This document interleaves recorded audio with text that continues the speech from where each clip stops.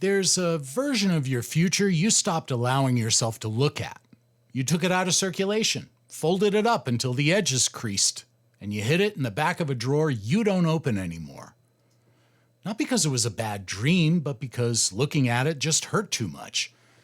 Not because it's wrong to want it, but because the distance between where I am now and where that hope actually lives feels so large, so remote, so unlikely, that hoping for it hurts more than not hoping at all. So I folded it up, put it away, stopped taking it out and looking at it. Because Proverbs 13, verse 12 says, "Hope deferred makes the heart sick." And I decided somewhere along the way that protecting myself from hope was smarter than being disappointed by it again. Maybe you've done the same thing. Maybe there's something you wanted, something you used to pray for, that you quietly stopped believing in. Not because you lost faith in God, but because you lost faith that this specific thing was still possible for you. I want to talk about that today because I think we've been misunderstanding what hope actually is. And by the time we're done, I think you're going to want to take yours back out of the drawer. Romans 5, verse 3 through 5 says, "We also glory in our sufferings because suffering produces perseverance. Perseverance produces character. Character produces hope. And hope does not put us to shame."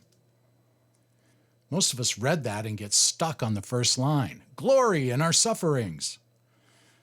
Well, that sounds like something you say from a warm bed next to someone who loves you, not from the cold side you've been sleeping on alone. But here's what I think Paul is actually describing. Not a hope that gets everything it wants, a hope that cannot be destroyed by not getting it. Because look at what it's built on. Not favorable circumstances, not answered prayers, not the thing you wanted finally arriving. Suffering, perseverance, character. Those aren't things that happen to you when life goes well.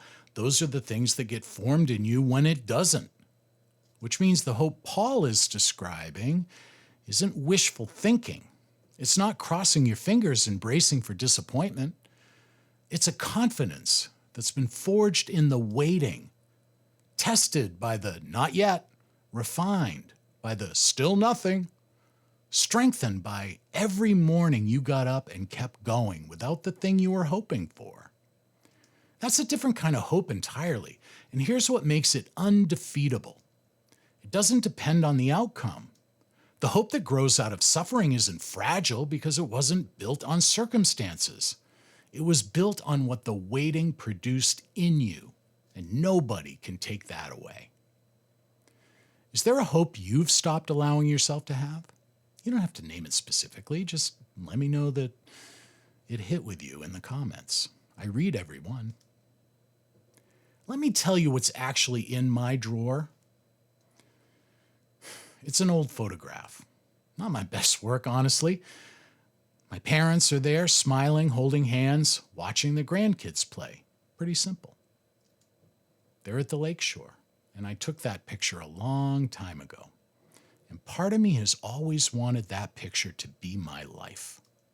A lake house, grandkids running around the outside, and a woman so beautiful and so loving that I thank God every time I look at her.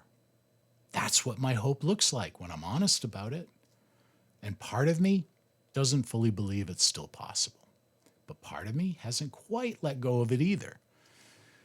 Maybe that's enough. Maybe a hope that's still breathing, even barely, is still a hope worth holding on to. I found Psalm 37, verse 4, which says, "Delight yourself in the Lord, and he will give you the desires of your heart." Not, he will give you what you deserve. Not, he will give you what's practical. The desires of your heart. Well, God put those desires there. He's not surprised by them. He's not withholding the photograph to punish you. He's forming something in the waiting that the having could never produce. I think that's the promise.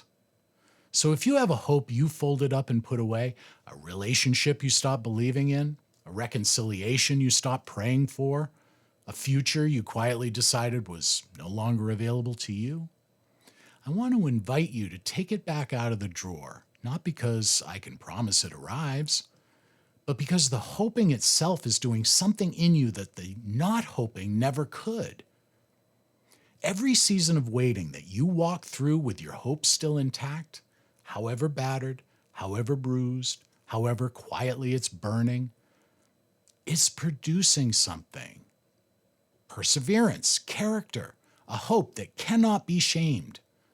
Romans 5 says hope does not put us to shame, which means the God who allowed the waiting is not embarrassed by your hoping. He's not going to let you down for daring to want something beautiful, so dare to want it. Dare to hope for it. And trust the one who knows exactly what he's forming in you while you wait for it. Jesus is the vine. We are the branches. Stay connected to him in this abiding life.